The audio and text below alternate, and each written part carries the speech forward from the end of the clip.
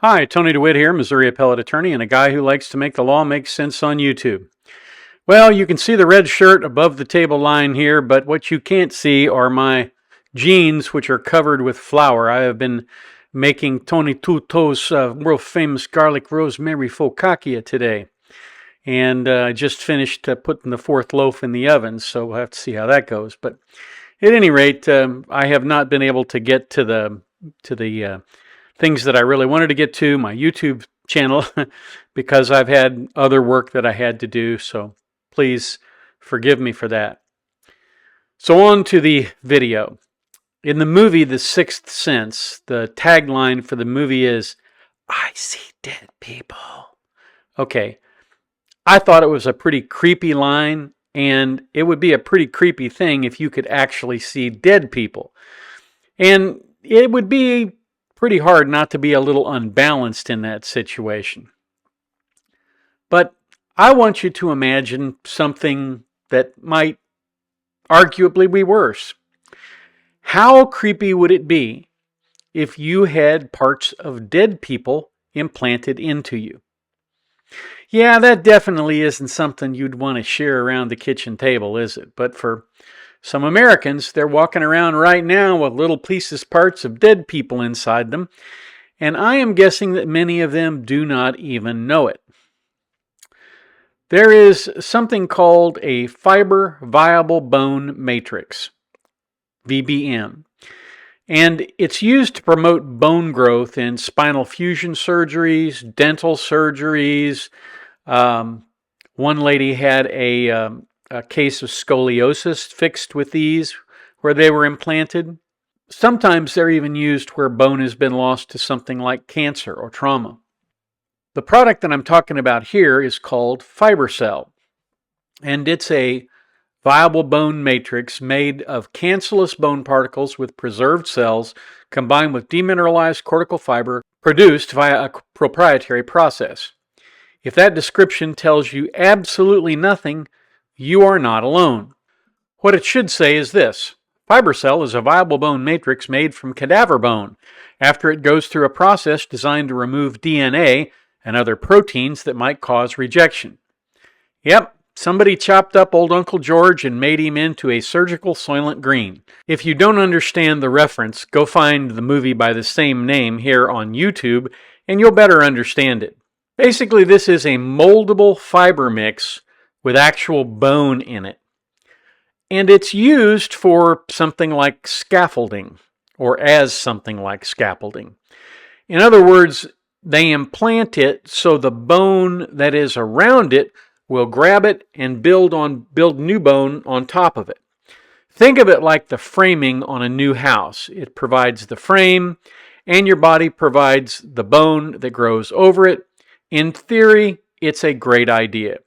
Use something that would otherwise be buried or burned for the purpose of extending or improving someone else's life. Now, that is not a new product idea. Several years ago, a product called Alloderm was put out on the market with the same kind of thinking, except this was skin, and it was designed for skin grafts, burn skin grafts, breast reconstruction, things like that. And the idea was that it would scaffold and they'd build new skin over the top of it, particularly in the cases of hernia patients. There was only one problem. The scaffold was too weak to contain the hernia, and almost all of the hernia folks had to be reoperated on. So lawsuits were filed, many were settled. I actually attended some of the depositions in those cases. The people were injured, but many did not have very high damages. And the reason for that is lifestyle related. Many of these people suffered hernias because they weighed 270, 280 pounds, and they were 5 feet tall. And most of the problem with the hernia was just the fact that there was a lot of adipose tissue pushing those abdominal contents out. And so you probably could have had 20 gauge screen wire in there and it might not have held. But at any rate, a lot of those patients did sue, and many of them actually recovered a small amount in damages through what's called a mass tort action. So the amount that could be recovered was pretty small, but they did get something. Now we've got this bone product that does much the same thing, so it's a great product. How could anything go wrong? Well, to find that out, we have to look a little bit at how it's made. The company that made it, Elutia, developed proprietary processing methodology for human tissue that creates VBM allografts, meaning cadaver grafts, that contain the scaffold, growth factors, and cells required for regeneration. Now that's taken directly from their website. In other words, it removed some material and it kept some materials, and then it ground up those bone particles into the product. Now, Elutia has designed the process to protect the native elements of the bone, including growth factors and osteoprogenitor cells that are known to be biologically active and critical for successful bone formation. That's also from their website.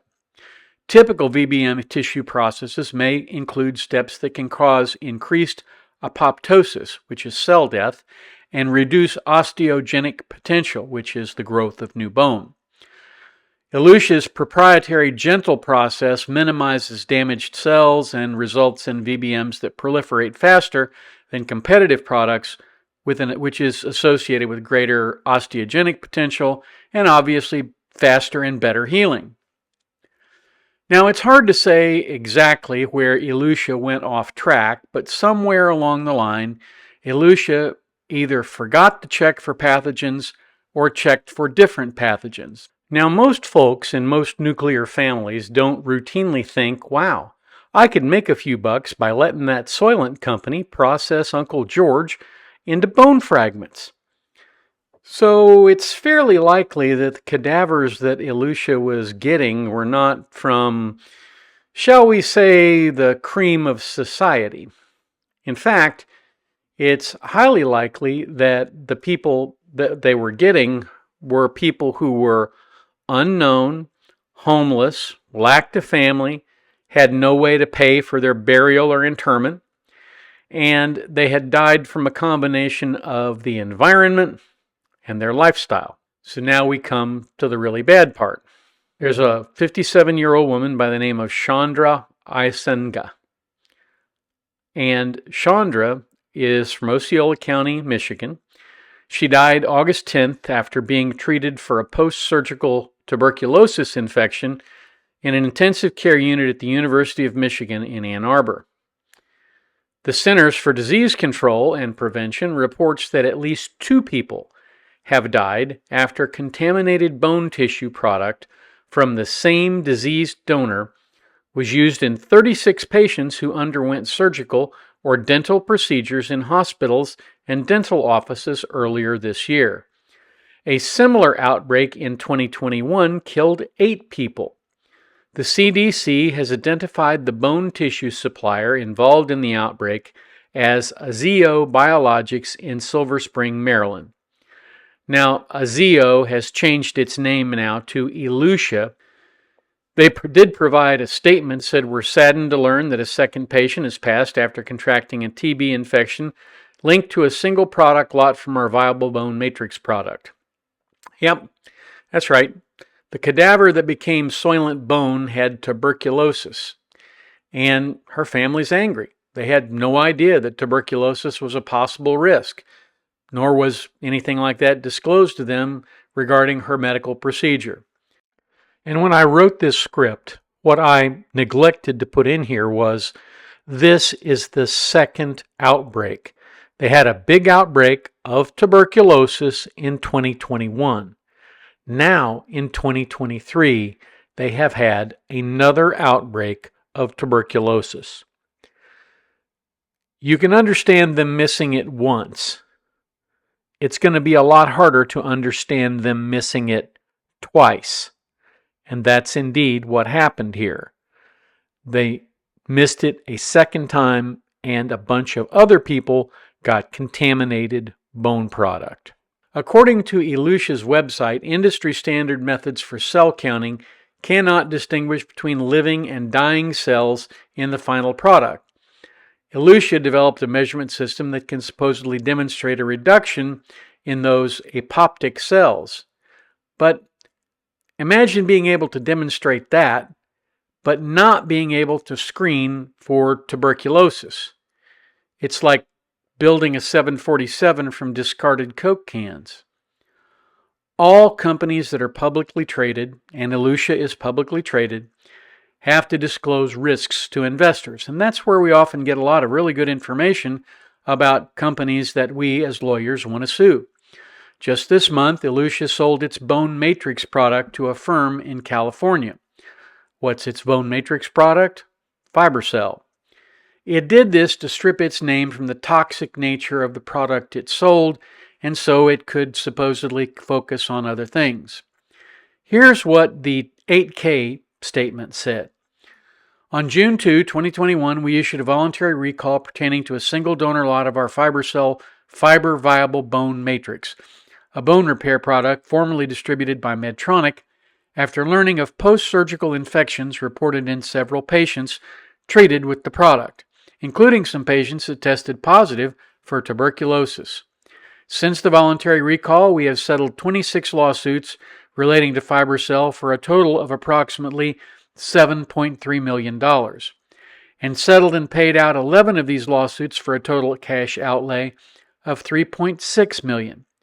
For the remaining 81 cases for which settlements have not been reached, we estimated a probable loss related to each case and have recorded a liability at an estimated amount of $13.7 million, for a total estimated liability of $17.4 million. Now, what that means is they are valuing those wrongful death and tuberculosis cases very, very low. And basically, what that sort of means to me is that when you sit down across the table from them and you've got a claim against their company, they say, well, you can have $500,000 or you can take your chances with bankruptcy. Which will it be? Because if they know if they go into bankruptcy, they will get a chance to sort of realign their company. But usually that means that creditors, particularly creditors who have not reduced their claim to judgment, often take pennies on the dollar. So a $10 million claim might very well be paid at $45,000. I mean, it's really ridiculous in some ways. So what they're saying on their 8K is they have been very frugal in settling some of these cases. And they go on to say, as of December 31, 2022, we recorded insurance receivables of $13.8 million on our balance sheet in respect of our insurance coverage for the FiberCell litigation product losses. And what that means is that FiberCell is, of course, getting money back from its insurer for some of these that they've paid. And this is what FiberCell said about the litigation. Contingent liability for FiberCell litigation. We review every lawsuit and claim and are in contact with outside counsel on an ongoing basis in determining our contingent liability. And of course, they do that to make sure that people understand that none of this is really fixed in stone. They can estimate what their liabilities are, but it only takes one plaintiff pushing this all the way to judgment to make those just completely unreasonable. Now, I've been involved in some of these cases, not the FiberCell cases, but as I mentioned earlier, the Alloderm cases we were involved in. And I have to tell you, those cases weren't particularly great because of the lifestyle problems that a lot of those people had. But these are people who can pay to have bone implants and rather costly surgeries. And so they are going to have a lot more damages, and they're going to be a larger liability than I believe Elutia is letting on. But the interesting thing here is that Elutia has sold this business. They've sold it to a company out in California. And of course, the reason they divested themselves from that is so that they didn't get hit with any additional cases. And the new company, I'm not sure whether they bought liabilities or not, but certainly they bought the assets of the company. Now, that probably seems like kind of a low-class thing to do, to dump the bad product and change your name so that people don't associate you with that bad product. but happens all the time in litigation and particularly in the bankruptcy process. The Johnson & Johnson tried to go into bankruptcy. The courts wouldn't let them. And then they spun off through this Texas two-step thing that I've talked about, a separate company that went into bankruptcy. And all of these kinds of cases are designed to reduce the amount that plaintiffs are ultimately able to get. And it's kind of sad because Johnson & Johnson had more than enough money to pay all of the claims. It just didn't want to. So that is the sad and tragic story of Elucia and their viable bone matrix product. I didn't report about the one that I saw on KCAL. They have a channel here on YouTube, and they have a story where a woman's family, she was a 5th grade teacher, and she developed this, she took these bone grafts, and she got tubercular meningitis, which is, tuberculosis of the brain. And a lot of the drugs that are used to treat tuberculosis don't cross what's called the blood-brain barrier. And there was really little that they could do to treat her meningitis, and she ultimately died from it. So if indeed you have to have surgery where they need to put in a viable bone matrix, you probably ought to make sure that they're certainly going to check for tuberculosis in those allografts, because they are not required to by the FDA. You heard that right. The FDA does not require them to test for tuberculosis. The more common pathogens like staph and strep and that sort of thing, sure, they test for that. But they don't test for something like tuberculosis. And what that means is there's potential that this could happen to you or someone that you love.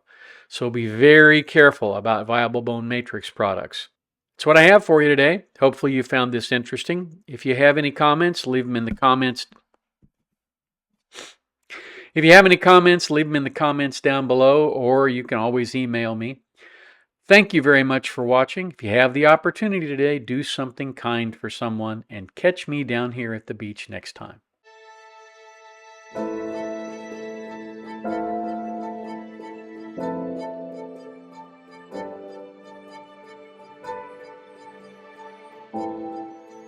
If you like this video, here are a few others you might try, and don't forget to subscribe. Have a terrific day, guys.